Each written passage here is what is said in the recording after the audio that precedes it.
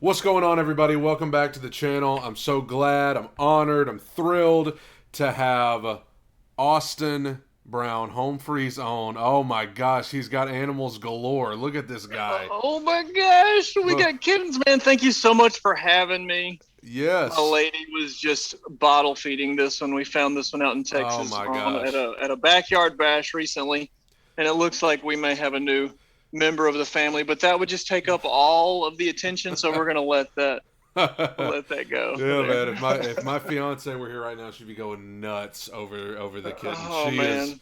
she is a kitten fanatic. So, but man, you had a dog with you right before we got started filming, and now Yeah, I'm it's sure he'll be. I'm sure he'll be making another appearance, and we've got a giant pit bull with a cone of shame on around here somewhere too. oh no. So, You gotta feel, well, gotta feel for the cone of shame. it's for the best. He'll be out of it in a week or two Yeah, once he gets done healing. yeah, man. I appreciate you taking some time out today. We originally, and going back and forth with all your people there, we thought we were gonna have to do this way later on around like Christmas time, but Sure. Oh, well, that's usually how we book stuff around here. And then we just got to talking about it, and Amberly, who helped me book this, was like, such and such. And when she told me it was you, I've seen several of your videos and your duets and stuff, man. I was like, absolutely, let's try and make that happen oh man, sooner than later. So this was just happened to be a weird moment. Like this next week is just going to be chaos. yeah, Home Free's going back on tour a week from now. wow. I just wanted to go ahead and get this done because I just want to support, dude. I love what you do. I'm Thank a you, big man. fan. Thank you Hopefully, we so can much. actually sing together at Dude, some point. you name the date and the place. I'm there. Yeah, man. You Well, guys are we'll find it. actually going to be 40 minutes from my house, October 12th, I think. Is that when y'all are coming to Where is Huntsville? that? I couldn't tell you where. Oh, in Uh, Huntsville, yeah, Huntsville, Alabama. So, at the Lee Greenwood thing. Yeah, is that what yeah, that is? yep, Yeah, man. Well, yeah. that's gonna be a special show. We cannot wait for that. Yeah, well, I wanted to talk about later. You guys going back on tour. We're kind of save that for the end because Sure, that's exciting sure. stuff. But to start off, I mean, I'm curious because before I started this channel, I had heard of you guys. I had not listened to much of the acapella scene. Pentatonics, they were a big deal, so I'd listened to some of their stuff, and I was trying to get into it more. And so many people were recommending stuff in the comments. You need to check out Home Free. You need to check out Home Free. So I did, and not only are you guys great, but so much devotion from you guys, fans, and the home fries that are just absolutely devoted to you guys and love everything you do. So I feel like I'm still learning about you guys. I feel still like I'm a newbie in the home fries Yeah, group. man. But Those, those home fries are better than they're just unbelievable, man. yeah, They've really changed our lives and yeah, give us a sort of freedom in our spirit to just kind of be whoever we are. yeah, They don't seem man, to mind wherever we go, so they just want to be along for the ride. So that's awesome. it's a blessing, man. I love those guys Yeah, and absolutely. girls. Yes. So my question is just from the start, what kind of got you started in music? What was the moment that the light bulb kind of went off for you? Yeah, man. You know what's my earliest memory of my childhood.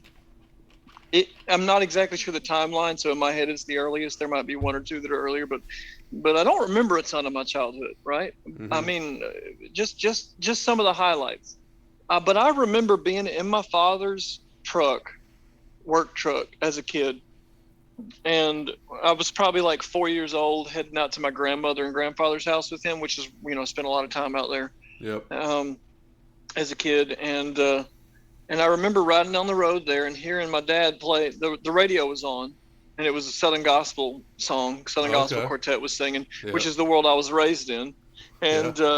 And I heard this song playing, and I was singing along. And I remember turning to my dad and being like, "I want to do this when I grow up." And he was like, "Okay, sounds good, do it." And I was like, "Cool, man."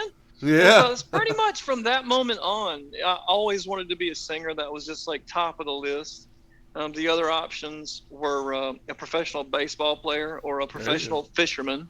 All right. Yeah, those are you got those the are the Bass childhood Pro. Yeah. dreams. Yeah, Yep. man, those are the childhood dreams. And then as I just got older, I grew up in Southern Gospel. My dad, whenever I was really young, and then all through high school, I got into music theater because that was just like the best place to actually get a chance to sing outside of choir. Yep. And I didn't have any friends that were starting a band or anything like that. Mm. And my father also taught me how to play piano. So yeah, man, I kind of have always known that I wanted to be a singer. And then I remember in high school, my dad was like, people get scholarships for sports and all these things all the time, but you can get a scholarship for singing to a lot of these colleges. And I was like, really? Well, that's what I'm going to try and do. I quit playing baseball after like, I think 14 years or something in high school to do the musicals instead. Yeah. Got some flack for that, but I Sure. had more fun in theater, and felt like those were more my people.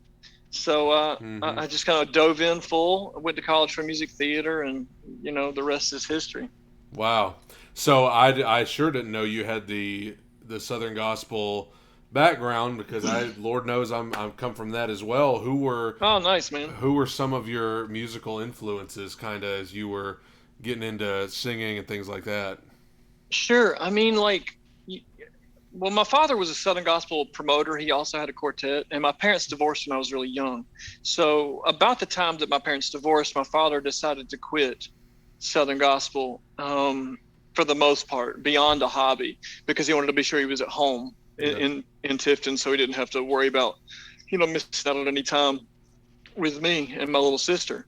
Yeah. So so he was a Southern gospel promoter. So I can remember, he had so many people coming through, and in the house, like, I don't know if you know the Martins in particular. Yes. Yeah, like, well, Judy put my eye out whenever I was 3 years old with hairspray. I had to wear an eye patch for 2 weeks because I Oh, was watching her wow. get ready in the bathroom, and she was spraying her hair with the hairspray, and she just happened to get right in my eye, like, I mean, dead in the eye. Total Yeah. accident, but yeah. So I grew up around those folks, and Gold City and the Oh, Kingsmen, wow. and you Man, know, we know a lot of the same people, man. hey, yeah, man, Kirk Talley, and Yep. I mean the whole, just all of me, of course, all the Gaithers. Yep. I felt I grew up singing with my dad, but I never had any voice lessons or anything until I got into high school. But before that, the first time I ever really felt like I found my voice was whenever I was trying to imitate David Phelps, and I was Oh, just like man. screaming at the top of my lungs, singing along with that. His The Voice CD in particular was one in Yep. college that just I absolutely loved. But yeah, I mean, those are all those are my earliest influences for sure. Just the whole Southern gospel world. That's amazing. That's amazing. I would have never thought that we would have so many names in common of people that we know, and that we grew up listening to. Everybody you named. I mean, we grew up on the road alongside all those people, and I'm sure with your dad being a Oh, promoter, that's awesome, he man. he, Yeah, he probably booked a lot of those people as well. So for sure. I think a lot of them probably still know my dad's name, but by the time I would have been old enough for them to start remembering me, my dad had gotten out of it, so he was at home. sure. So I don't really know any of them in particular. I'm sure that all the Martins would remember my father, and Yeah. that moment where I had to go to the hospital, and get an eye you patch on don't for several you don't weeks. you don't forget stuff like I keep that. hoping I'm going to run into them one day and be like, "You remember? There was this little boy. He put his eye out." Yeah. Yeah, man. Yeah. So I'm sure all your people know this, but I want to know, like, what is your background then? Well, I grew up. I mean, we were in the Southern gospel world. I mean, when I was born, my family had already gotten into it, and they. I grew up on the road with them, and eventually started singing as well. I would come up and do a couple songs a night, but we were right in the middle of it, man. We had the hit songs, and went on the Gaithers, and we're on all the big concerts and everything. And in '06, we came off the road for my dad to pastor, because he wanted to kind of things to slow down. Kind of same as what you said with your dad. Kind of wanted things to just slow down, be at home.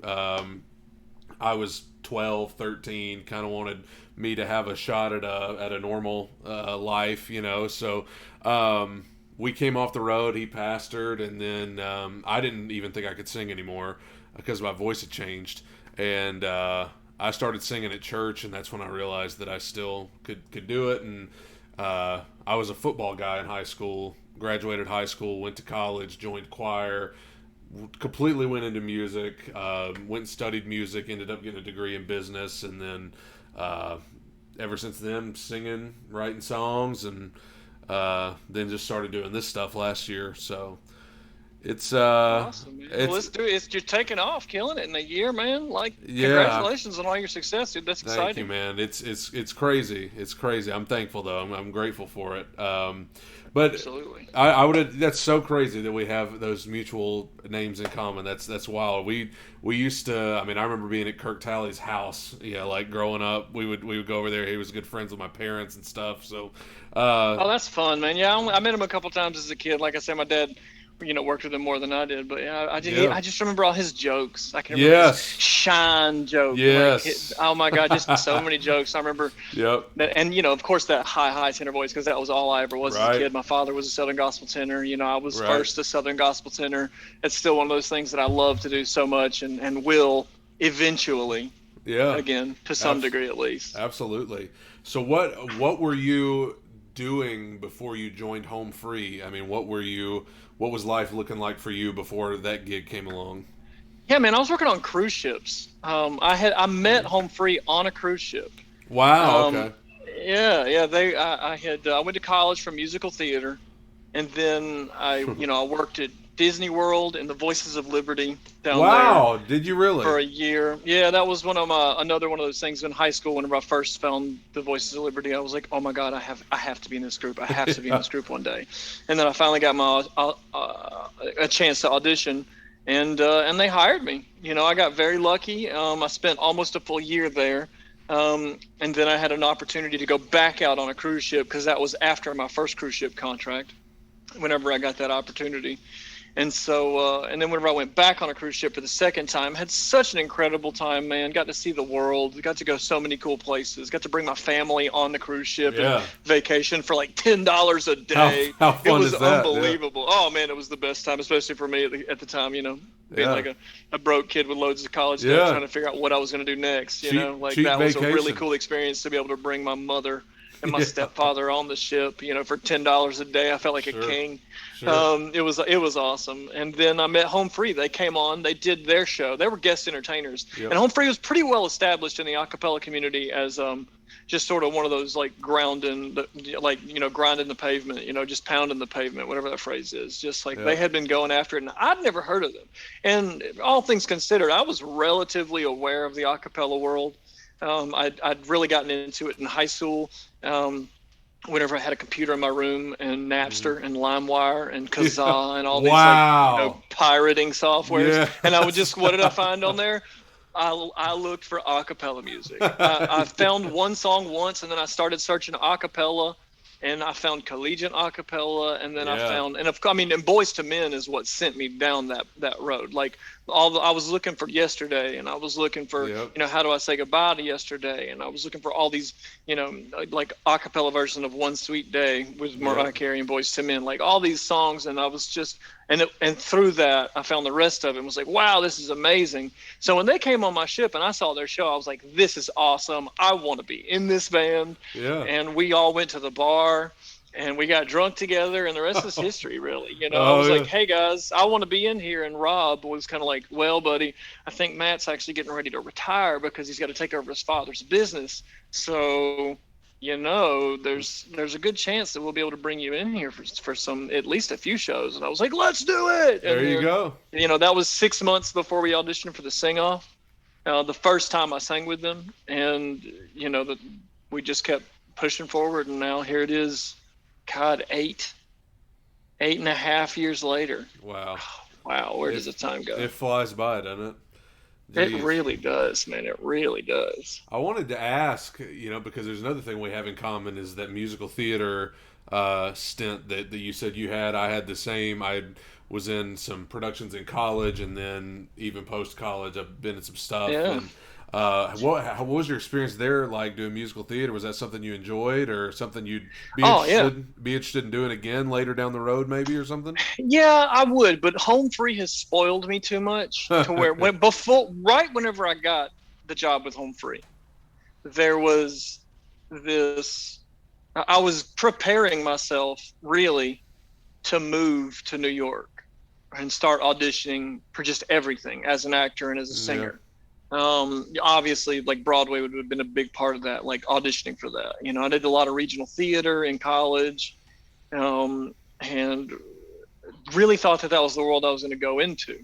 Mm-hmm. And then after being at home free for so long, I've been spoiled too much that I love it so much. I don't think I'd ever want to make a career out of Broadway at this point. But, you know, like anybody, I would love to be on Broadway and to do a 6, 8, 3 month stint in something, Sure. you know, like, yeah, I don't know, anything really. Like Dear Evan Hansen would be amazing. Ooh. Or you know, Book of Mormon or just really anything. Yeah. Anything on Broadway, I would do just about anything because I love it all, from the classics and, you know, I did Sondheim and community theater and you know, all the Rodgers and Hammerstein, you know, South Pacific, and just Cinderella. You know, I did Jekyll and Hyde, and I did, you know, I played Seymour 3 times from Little Shop of Horrors, which is just ridiculous. So yeah, I love it. I really do. It's still a big part of me. One of my, you know, really authentic parts of myself that I don't like show too often. Yeah. And as it turns out, my girlfriend Amberly loves music theater, which is so funny because she's such like emo, like punk rocker, you know, at heart, but she loves music theater. So I like to think that sometime way down the line that I'll get a chance to go do something like that. But there's no hurry. And good Lord, I love Tennessee. Yeah. And New York is fun to visit, but I don't want to live there, bro. I'm right there with you, Not man. at all. I'm you know? right there with you. Yeah. So Lisa Severance, I had a lot of people write in questions and topics they'd like for me to bring up. Yeah. You brought up the cruise ship. Lisa Severance wants to know if you enjoyed performing on the cruise ship before Home Free came along. Oh yeah, man. It was the best, one of the best times of my life, man. I loved it so much. I mean, come on, dude. We were working 12-day cruises, right? Mm-hmm. My first cruise ship contract started in Barcelona, 12-day cruises out of Barcelona. So I got to see every Italian port, every Greek port. I got to go to Croatia and Turkey and France. And then we crossed over to Dubai and the Middle East and Abu Dhabi. We had weekends, 2 days and 2 overnights in a row in Dubai. That's unheard of, man. Yeah. So, and this was like, you know, 2009, 10. Just such a good time, man. That's awesome.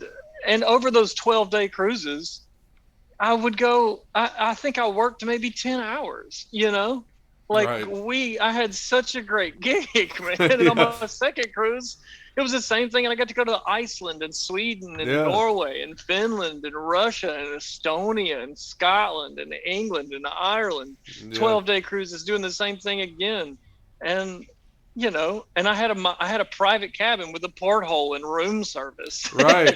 Anytime. It was the best. And man. you're getting paid to do it. I mean. Yeah, man. And then with Home Free, I got a chance to do it again as guest entertainers. So now I'm qualified as a passenger. So we have total privileges, but we can still go to the crew bar and hang out in the crew area. Yeah. So it was awesome. And I think about it a lot. I miss it sometimes, but it's one of those times where, like, fairly sure that I'll never go back to that world, with the exception, actually, Tim and I were just talking about that.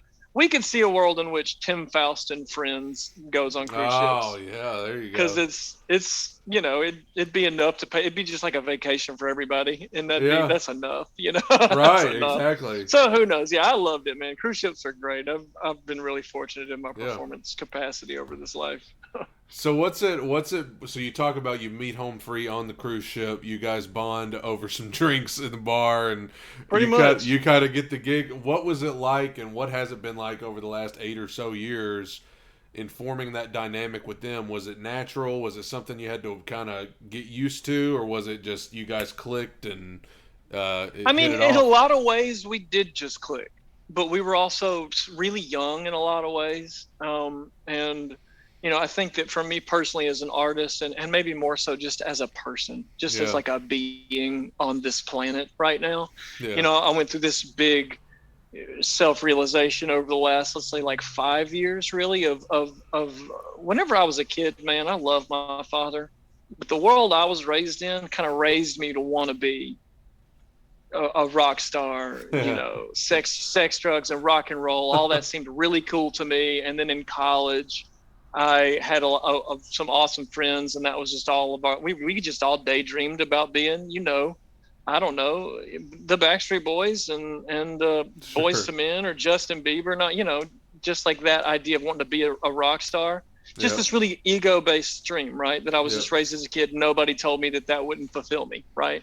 Right. So so as a and I think that I'm not the only one. I think Home Free as a whole, we all sort of came from that, and that was sort of why we were doing it together. We loved it. We loved the music, but we also just like loved being in the spotlight. Yeah. And so we all had a lot of growing to do.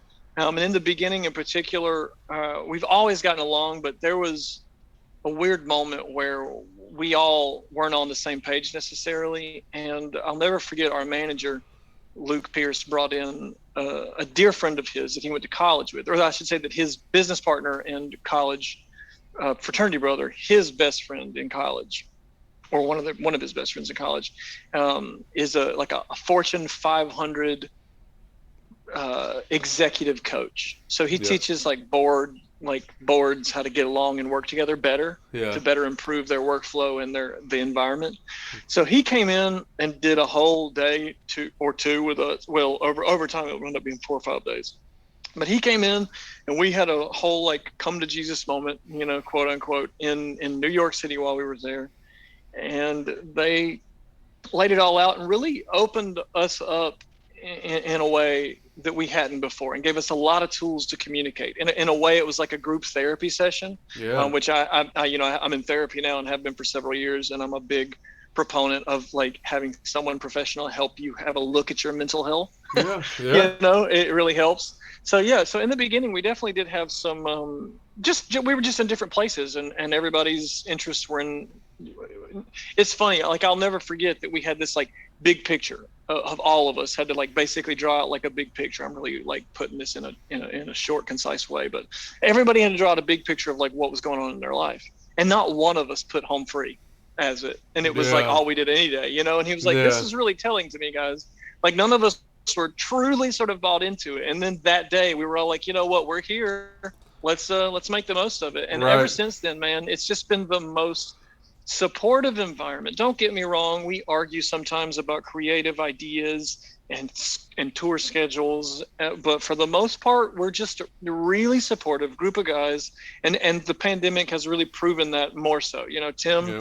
is so supportive of everybody else. I'm so supportive of everybody else. Everybody has their own things going on the side, but we're all so invested in the band in the long run. So it's really cool to think that we can all be in this band and all be solo artists and keep up with it all at the same time. It's a pretty exciting, day to be alive, really, because that was unheard of, Yeah. 10 years ago. You know what I mean? Exactly. It used to be when you had a group like you guys, it was just the countdown was on until they split up and everybody just went and Right. did their own thing and stopped Right. caring Or again. nobody ever did anything other than the band. You know Right. what I mean? It's you can't step a toe outside the Yeah. line. Yeah. And so And we've been really fortunate in the sort of open environment. And I think that what it is doing is it's cultivating a space for us much more welcoming and with many, many more possibilities than otherwise would have been there.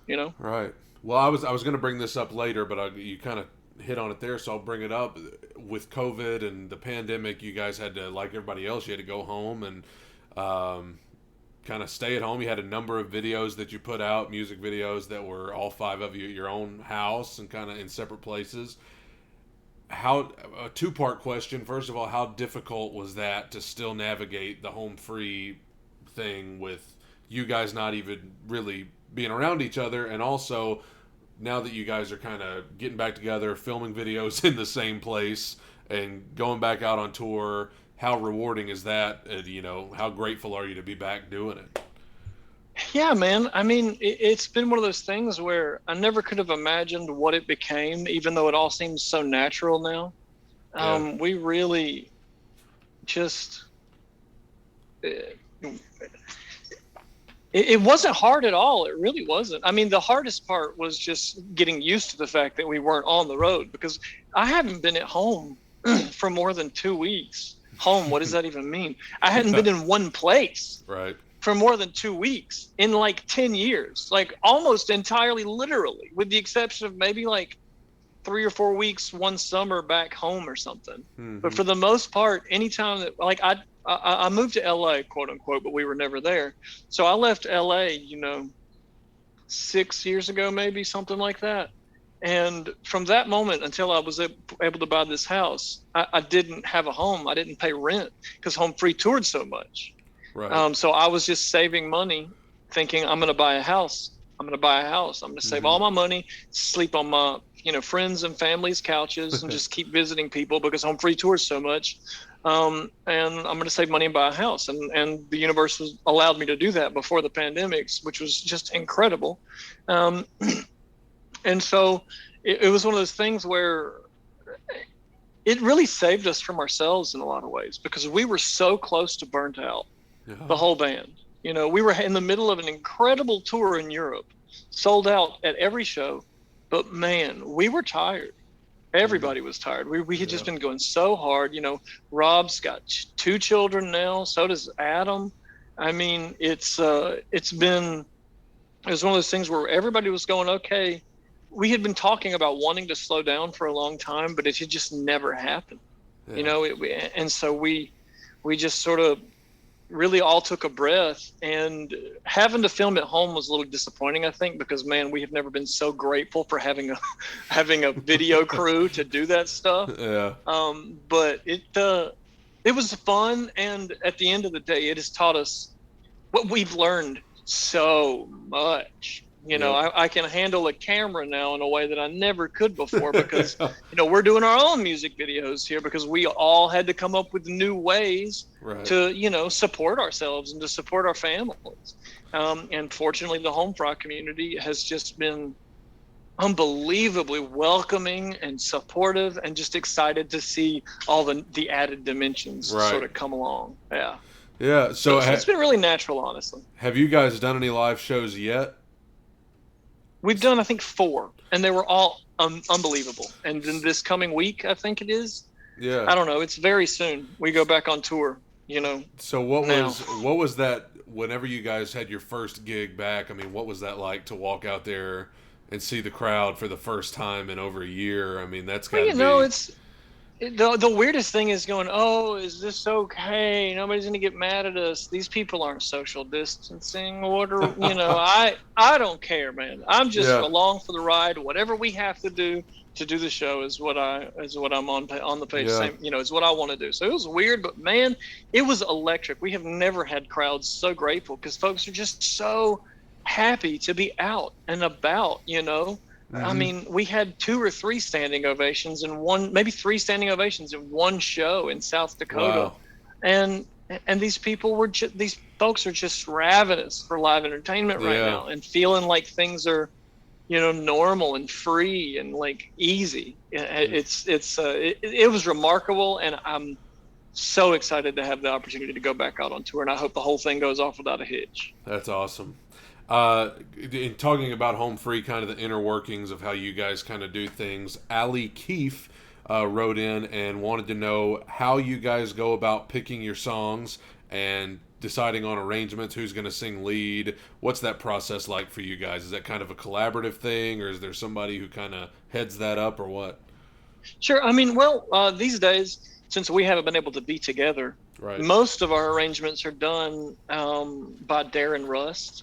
Mhm. Usually, one of us will kind of spearhead the arrangement with him. We'll have an idea.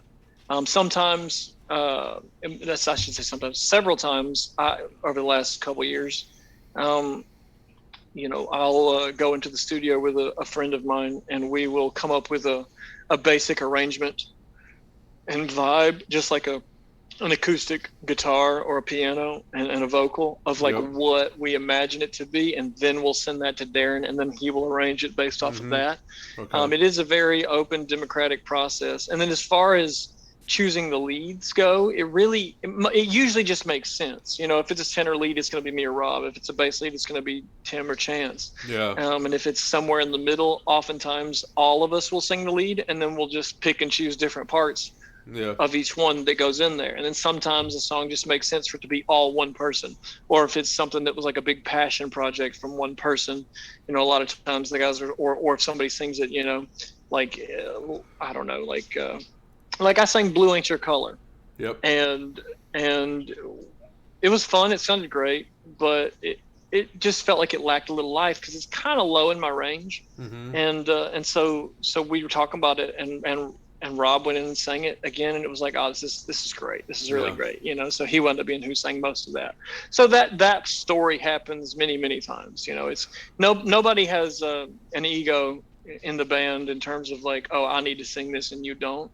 You know, if anything, it's like it's like Rob and I both loving a song so much that we know we just both have to sing it at this point. You know, it's like, oh, we're just going to trade off on this one. You know, like God Bless the Broken Road or something. That was one where we both knew, oh my gosh, like you're going to sound great on this. I'm going to sound great on this. We both love this song so much. Yep. Let's just figure out a way for us to both sing it. You know. Yeah. So is it kind of one of those things where, in terms of picking what songs you're going to do, is it kind of a somebody throws out a suggestion of just a random cover, or because you guys have done some pop stuff, you've done, you know, stuff like Love Train, some of the classics, and then of course country stuff. Is it just somebody says, hey, why don't we try Blue Ain't Your Color? Why don't we, you know? Exactly. I mean, that's really, I mean, actually Keith Urban's people came to us and asked us to do that song. Really? Several times. Really? And so we liked the song, and then we eventually were like, oh, this could be like a cool little doo-woppy thing. But yeah, it's always different, and it's a very democratic process. So anybody can throw out an idea, and if anybody has any particular passion, you know, for something, that we usually go with it. Yeah. And as far as covers go, you know, like Tim, it was his idea to do Love Train, but we love doing stuff like that because we want to really sow that seed of love. You know, we don't do a lot of sad songs, and if we do, they're really poignant and like kind of on purpose, like Go Rest High. You know, one of the most classic country songs. It's almost a gospel song, really. Vince Gill. It really is. It's just whoever wants to do whatever, and a lot of times it's our manager, because he you know, we got to remember this is a business at the end of the day too. So he will come to us with ideas all the time. And we've done a few things that were just his idea, you know? Yeah. Or sometimes if someone has a vision, you know, that we don't necessarily understand, that person will go and craft their vision and prepare it and show it. And then if we like it, we'll go forward with it. And if we don't, we won't. Right. So you talked about how you guys don't do many sad songs. There was a video you guys, and I wanted to ask you about this. A video you guys did recently, you guys did a cover of One Voice with Billy Gilman, and that video, more so than any of you guys have done, very heavy topic. You know, when you get to talking about things like suicide, I mean, you're really hitting home with a lot of people. And I mean, I remembered that song from when I was a kid, and I didn't even know what it meant back then because I was just a kid. Sure. Yeah, same. So how rewarding is that? I mean, when you guys do a song like that has a video with that strong of a message, I mean, how proud are you guys when you can see that and see what a good message you're putting out there? Yeah, well, I mean, we get the story, you know, and I mean this with as much humility as I have in my soul. People tell us this regularly, you know, that we saved their lives, or that you know, we really pulled them out of a depression through our music. And that's something that every time I hear it, I still have to like remind myself to believe it. Because, you know, it's such an everyday thing for us to make the music that we do. But there are so many people that this means a lot to. And so I really want to, you know, make sure and honor that in everything that we do. Because we do tackle important subjects like that sometimes, because we do have a platform, and we just want to sow love and help people remember that no matter what, you know, things will get better if you choose to like just give up all of your, you know, trying and give it to God. You know what I mean? Yep. Like just let go and let it be. Yeah. And find that love in your heart, because, you know, that song was something that we had wanted to do for a very long time, because Billy actually reached out to me on the sing off and was like, dude, your voice is amazing. I'm watching the sing off. And I was like, Billy Gilman is tweeting at me right now? What? Isn't that crazy? I wanted to be Billy Gilman so badly. Like I had his One Voice CD. Me too. In Oklahoma. And I was just like, I just want to how come this kid's doing it? I can do this too. Did As a you 12-year old, I was like, I'm gonna do this one day. did you have his Christmas album as well back then with Oh yeah. Warm and Fuzzy? Oh It's yeah. the Uh warm huh. and fuzzy Uh huh. Oh time. yeah. Yeah, Oh yeah, that man. was my jam. Yeah. I listened to it every day. Yeah, man. Yep. Yeah, and Billy's such a great guy, Yeah. and we had talked about doing this song 3 or 4 years ago, actually, maybe more than that, maybe more like 5 or 6 years ago, and then it just didn't transpire. We came up with a few ideas, but it never made sense, and it just sort of like got set to the side for a little while, and then Billy got new management, and a lot of things changed, and it was that song's 20th anniversary, Yep. and we and the fact that he wanted to share it with us was just like, absolutely, bro, let's do this. That's So we awesome. did, and it was great, and it was, it's such an honor to be able to like carry a message like that forward. Yeah, absolutely. Now you guys have, on the flip side of that, to some of the more fun, happier things that you guys have done.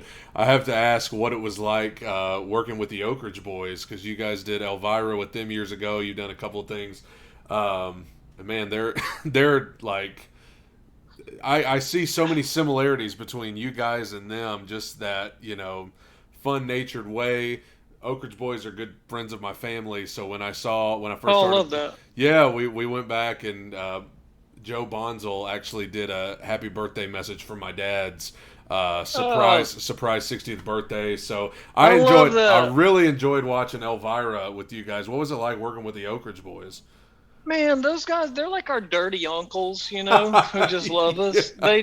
They're just ragging on us and Yeah. each other the whole time. It's so funny, like, oh, I might be your daddy, man. I don't remember a lot of stuff that happened 40 years ago. It's Oh, like, man. all right, man.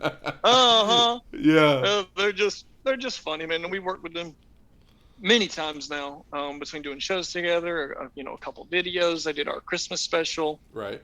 And I was lucky enough to sing with them at their Opryland residency, not at the Gaylord Opryland hotel, and last Christmas. And Joe is. I just want to be like Joe when I grow up. Okay, Yeah. I just want to have that much energy and that much life, Right. be that healthy, and just be riding around on my tractor. That's what I want. I want that right there. That's all I want. There you go, folks. For those of you who wants to know what the future holds for Austin Brown, he wants to be Joe Bonzel. That is true. There you go, man. I got a few questions here before we start to take this thing home. Angela Mason wanted to know if you have a favorite song that you guys have done.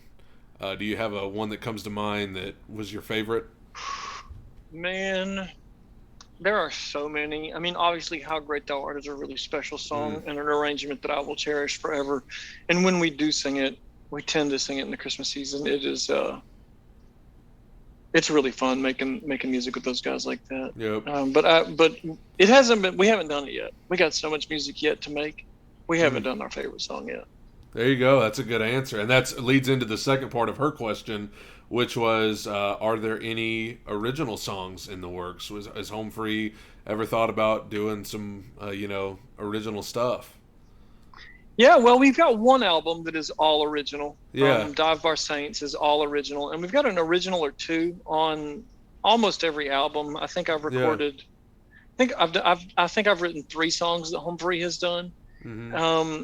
And Love Me Like That is one in particular that is just so. Doing that song live is it's special, man. Every time we do it, Yeah. it really just fills my heart up. And so we do have some plans to do a lot more originals too. Not exactly sure how long it'll take for that to transpire, but where I used to be in a hurry, and now I'm like, wait, we got a long way to go. We'll get there. I think it's something special though when you have the original content that is unique to you guys. That's something I think that makes what you guys do, which is already special. I think it takes it up a notch even then. Some rapid fire stuff here. Some of this is music related, some of it's not. But the account called Sister Tammy wants to know, how often and do you watch the reaction videos that so many people do? Do the other guys watch some of that stuff. Obviously, you've seen my channel before, so I assume you watch it a little bit. But how often do you guys watch that, and do you know how often the other four guys maybe watch? Sure. I mean, I know when it first started happening, everybody was just kind of like, "What is this? What is happening? We're watching people watch us. This is so unusual." Right. But now it is. Now it just feels like it's just such an important part of culture, and it's one of those dimensions of the music and entertainment industry that is only going to grow, and it's really exciting to see what it's creating in culture and just the way we talk about music and the way we consume it. It's so interesting, and I could talk about that for a while, but yeah, I watch them sometimes.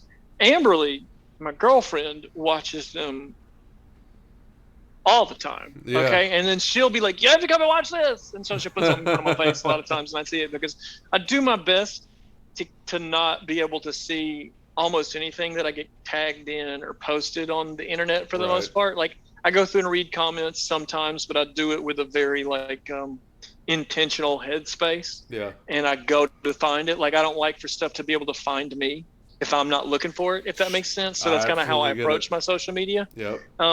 Smart. But with that said, I do participate, and Amberly will show me a lot of stuff, especially some of the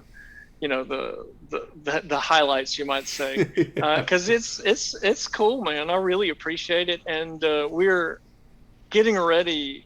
I say getting ready. We've been talking about it for a while. We've just been so damn busy with so many things. Yeah. But we're gonna do a reacting to the reactors series of some sort. I'm not exactly sure how, but we're definitely gonna do that because so I'm not watching as many as I otherwise might have, just so I'm kind of fresh for whenever we actually do that. Yeah. But she still will have to show me some things sometimes, and it's yeah, man, it's cool. I like it a lot, and I know the rest of the guys have definitely seen some of them. Yeah. And it's funny to hear them talk about it, to hear them talk about what it's like to watch reactors. Yeah, I would imagine. Yeah, that's a surreal thing. Sebastian Santiago Rivas says, "What is the record bass fish that you've caught?" 9 pounds, 1 ounce. There you go. I've caught 2 8-pounders, and that's it. And I've caught a ton of 4-pounders now. But I hadn't caught a bass over 3 pounds up until 4 or 5 years ago, and I've been fishing my whole life. Just never got lucky enough, and now got a little magic pond in somewhere far, far away from here. Yeah. That I get a chance to go to every once in a while, and I've seen a 10-pound bass caught out of it by my best friend Harley, and then a week later I caught a 9-pound bass, and then 6 months later I caught an 8-pound bass, and I'm just like, every time I have to go, every time I'm in the area, I got to go. So yeah, that's awesome. Ashley Cherie, this is a good question. Says, "Are there any songs that you want to do that the other guys keep shooting down?" No, and if there are, I do them on my channel now. There you go. But for the most part, that doesn't exist. I will say that there is one song that I'll just say is a music theater song that I have been. People have been asking Home Free to do it for years and years and years. I mean, religiously. Mm-hmm. And it's just never made sense for Home Free to do it. And I think now we're getting even farther away from it. So I actually have recorded it for my channel. There you go. But I'm on like the 4th time. Usually I can go in the studio and record whatever I want to, and then it's good, and we'll keep moving on. But this song in particular is very difficult for me to sing. So I've tried to do it 4 times now, and I've got a 5th session where I'm going to go back and re-sing the whole thing all over again, because I just got to get. It's one of those songs that I have to be in really great shape to be able to perform it to the level that I want to perform it. If I'm going to put it on the internet and make it live forever. Yeah. So yeah, there's one like that to a degree that I'm just doing on my channel now. That's awesome. That's awesome. And it's not really because the guys don't want to do it. It's just because it just hasn't made sense. We've talked about it many times. It just hasn't made sense. Yeah. So that's why I'm doing it now. Here's a funny question for you. Purple Cinnamon wants to know, do you wear skinny jeans all the time? No, I haven't worn skinny jeans in like 7 or 8 years. Folks don't know what skinny jeans That's are. That's what I'm okay? saying. I know. If you want to know what a skinny jean is, go look at Jimmy Allen. That's what skinny jeans are. Go. If it looks like it's painted on all the way down to my ankles, that's skinny jeans. There you go. Tim made a joke about it one time, and it has lived on forever. Now everybody assumes that I'm just in skinny jeans. Like, y'all don't even know Speaking of Tim, what is it like when you guys are in the studio and you're arranging something and this guy goes in there and hits some note that's like below the earth? I mean, do you guys ever just like sit in the engineer's room and think like, my goodness gracious, this guy is unbelievable? I mean, my favorite thing really is just sitting on the subs and sound check or something. Yeah, I bet. It's neat, man. Yeah. It's pretty cool, but it's you know it yeah, it's my favorite thing about the band is, I'm singing with, relatively speaking, like the best bass singer in all of bass singing right now, because Yeah. he's not just a bass singer. Exactly. Exactly. He can do it all, and he can sing almost as high as I can. Yeah. So it's crazy. like when you add that versatility in there, try and find me somebody else that can do what he does. You won't. It doesn't exist. It's amazing. Okay? It doesn't exist. So yeah, singing with Tim is an honor, man, that I'm going to cherish for the rest of my life for sure. Yeah, he's incredible. Lastly, is there any new music coming down the pike for Home Free? You kind of alluded to it earlier. Could you elaborate? Are we looking at an album? Are we looking at kind of just singles or Man, what? we still haven't figured it out right yet. I mean, I know we're currently in the process of putting together a project, sort of using a lot of our singles that we've done over the last pandemic. Yep. Over the last year and a half. I think we've recorded, I don't know, 30 songs during the pandemic or something, which is just crazy. Yeah. So that's sort of like the ongoing project that we're like working on, but really that's just like the tide everybody over and find a way to package all that stuff until the next project, which is going to be, Home Free's most, what's the word I'm looking for? For me, it'll be the most special project that we've done for sure. Awesome. We haven't figured it out yet. Like, we don't know what it's going to be. We don't know what the music is going to be for it yet, but we've got a concept that we've been talking about for a very long time. And it finally feels like, today is the day. And so I'm just trying to be patient and just let it all happen. Right. It's happening. By this time next year, there you go. It should all be out. I would imagine. I think that it'll definitely all be out by fall of next year. If not, spring of this coming year. It all just depends on, can we find the music and how do we want to package it? Right. And, what are the powers that be think about it? So. Well, man, one of the great things that I've been able to do on my channel is not only discover new music like you guys, but also to get to show my fiance that new music as it comes along. And she just walked in and wanted to say hello. She was going and get some stuff at the store. But here's Emily. She wants to say hello. Hello. Hi. I don't know if you can hear Hello, Emily. How are you? He said I'm hello. good. It's nice to meet you. I love your Bass Pro Shops hat. I thank you. We've been talking. You guys have got to come to a show sometime, please. I'm telling you, I know you guys. October 12th. I don't know what day of the week that is, but you guys are in. Huntsville. I mean, is it a Home Free show or is that the Lee Greenwood show? I'm not, because I can't even tell you, man. I don't know our schedule until we get there. I want to say it said it was the Lee Greenwood thing. Okay, yeah. If we can't get any tickets for that, and I don't even know if you could, honestly. Yeah. You can try, but like that's not going to be a Home Free show. It's going to be an incredible show for sure. Right. But yeah, man. Anytime you're in an area of a Home Free show, just like let me know, and I'll definitely get you guys on the list, and we'll depending on what all the COVID rules are, maybe we can actually like hang out. Absolutely, man. I would appreciate that. And listen, I don't know if we said this when we were on or if we said it before we hit record, but you've seen the duets that I've done with you as kind of just you doing your thing and me here. If you ever, you name the time. You name the place. Absolutely, dude. Well, you're not too far from Nashville, right? I'm an hour and a half. And I'm there. Yeah, dude, absolutely. Do you fish?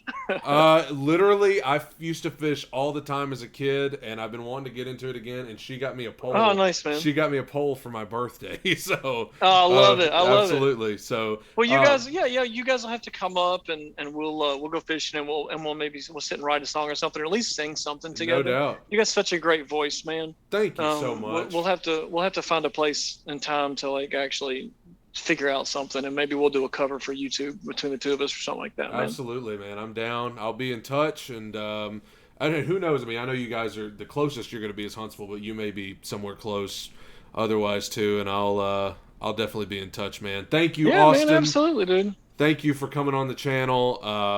Thank you for having me. We're actually about to go celebrate my mom's birthday, so. All right, send her my love. Tell her to come to a show too. Absolutely, they watch everything I do, so they know all about you guys now. I love it. Austin, thank you so much for coming and hanging out with us today. I know the home fries are loving this kind of stuff with you doing the interview, and I've said it before on just about I feel like every video I do that features you guys, I always say it at some point. You literally have one of my favorite voices out there right now. He does say that a lot. There you go. Thank you, man. That seriously means that means the world, man. I really appreciate that. Well, let's definitely sing together sometime in the very near future. Yes. It might take till 2022 at this point because we're very busy, but let's definitely get together in like January. Yeah. Let's do a cover. Absolutely, we'll do it. And like I said, I'm down to write too if you want to. Yeah, same thing. But we'll do both of those things. There you go. We'll kill two birds, one stone. Thank you, Austin, for tuning in. Thank you guys for watching, and we'll see you next time. Bye, guys. Cheers.